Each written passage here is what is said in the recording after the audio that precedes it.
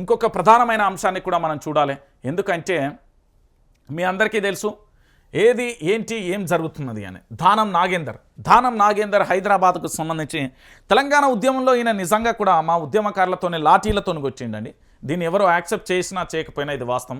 Osmania university విద్యార్థుల మీద లాఠీని పట్టుకొని పూర్తి స్థాయిలో కూడా తిరిగిన వ్యక్తిని బీఆర్ఎస్ పార్టీలోకి చేర్చుకోవడమే దండగా. నిజంగా చెప్తున్నా, రాజకీయ అస్తిత్వం కోసం రాజకీయ ప్రయోజనాల కోసం బీఆర్ఎస్ పార్టీ చేస్తున్న తప్పటడుగులే ఈనాటి నష్టానికి భారీ మూల్యం చెల్లించుకోవాల్సి వచ్చింది.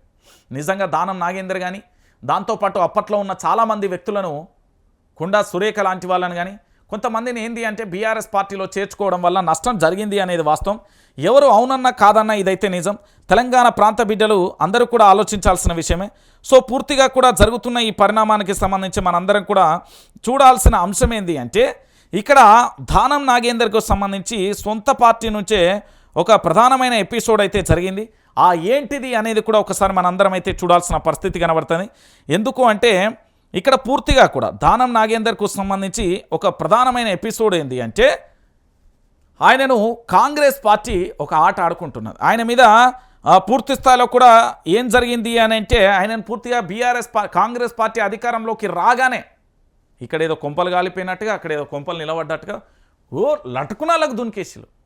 ప్రజల చేత ప్రజల కొరకు ఎన్నుకోబడిన నేత ఎవరైనా ఉంటే ఆ నియోజకవర్గ ప్రజల కోసం అక్కడి ప్రాంత బిడ్డల కోసం వాళ్ళ కోసం పనిచేయాలి కదా. కానీ అలాంటి పరిస్థితి లేదండి. కేవలం అధికారం పోగానే ఒక్క క్షణం కూడా ఉండలేరు 10 మంది బీఆర్ఎస్ పార్టీ ఎమ్మెల్యేలు.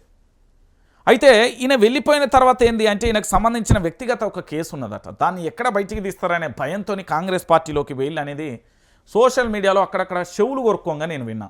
మరి అది నిజమా కాదా అనేది దానం నాగేందరే చెప్పాలి. అది వాస్తవం అయితే ఒప్పుకోవాలి, లేకపోతే కాదైతే కాదనాలి. ఏంది అంటే ఇక్కడ ఒక అంశాన్ని చూడుర్రి. ఇక్కడ ఒకసారి మళ్ళీ చూడుర్రి. ఏదో అనుకుంటే ఏదో అయ్యిందే, ఏదో అనుకుంటే మరేదో అయ్యిందే, ఇదే అయిపోయింది దానం నాగేందర్ పరిస్థితి.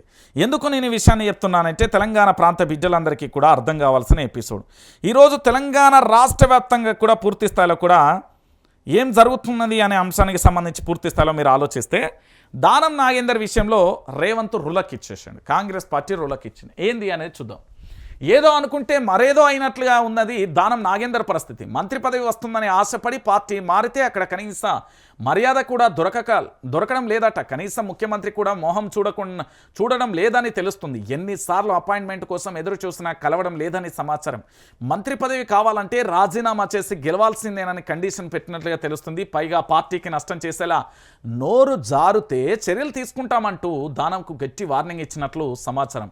మళ్ళా గెలువు మంత్రిని చేస్తాం దానంకు తేల్చి చెప్పేసిన అధిష్టానం. రాజీనామా చేసి ఉప ఎన్నికలలో గెలుపుని ప్రయోజనాలు కూడా నెరవేరుస్తాయంటూ కూడా చెప్పిన పరిస్థితి కనబడుతుంది.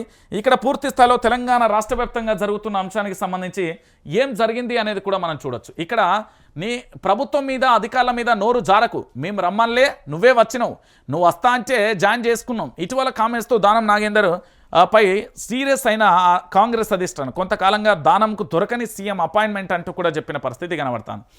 కాంగ్రెస్ పార్టీలు ఇగో పిలువని పెళ్ళి పోతే ఎట్లుంటుంది, గలీజ్గా ఉండదు. పిలువని పేరంటానికి పోతే ఏమన్నా ముఖం ఉంటుందా? ముఖం చూపెట్టుకుంటావా? అసలు దానం నాగేందర్ను కాంగ్రెస్ పార్టీలోకి రమ్మని ఎవరు చెప్పలేదట. కాంగ్రెస్ పార్టీలోకి ఎందుకు వస్తాను ఏం కథ అని కూడా ఎవరు అడగలేదట. అడగ ముందుకే పిలువని పేరంటానికి పోతే ఏమవుతుంది? గా ముఖం చిన్నవేనట్టుగానే నేను ఎవరు రమ్మన్నారు, ఎవరు జనగమ్మ నువ్వు వస్తా అంటే మేము ఓకే అన్నాం భయ్. నువ్వు వచ్చి పార్టీ కంటే కప్పుకుంటే మేము వద్దంటాం. రమ్మ వచ్చేటోళ్ళని వద్దనం పొమ్మ, పోయేటోళ్ళని పొమ్మ, ఎందుకు వద్దంటాం? గట్లనే అయిపోయింది దానం పరిస్థితి. దానం అటుగాక ఇటుగాక. ఇప్పుడు దానం పరిస్థితి ఎట్లున్నదో తెలుసా?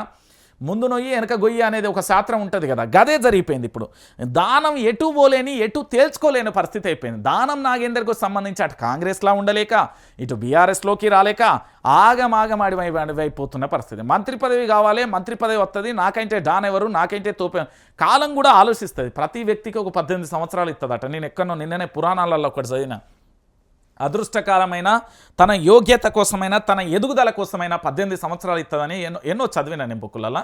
సో దానం పరిస్థితి ఏంది అంటే పూర్తి స్థాయిలో బీఆర్ఎస్లో ఉన్నంతసేపు అప్పుడు ఉమ్మడి ఆంధ్రప్రదేశ్లో ఉన్నప్పుడు మా ఉద్యమకారులపై లాఠీ ఎత్తిన వ్యక్తి నాకు ఇంకా బాగా గుర్తుంది. ఆ యొక్క ఏంది అంటే చీకటి రోజులన్నీ ఇంకా మర్చిపోలే, అది గుర్తున్నది.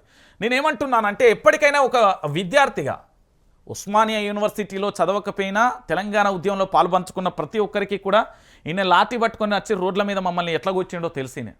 నేను చెప్తున్నా కదా, ఈయనను బీఆర్ఎస్ పార్టీలు ఎప్పుడైతే చేసుకున్నారో అప్పుడే దాని పని కథమని ఫిక్స్ అయిపోయినా అప్పుడే అయిపోయింది. నేను చెప్పిన కదా, ఉద్యమకారుల మీదకి ఎక్కువ వచ్చిన ఏ ఒక్కడు కూడా బాగుపడారండి. చరిత్రను తిరగరాసిన వాళ్ళు ఉద్యమకారులు, నిజంగా చెప్తున్నా.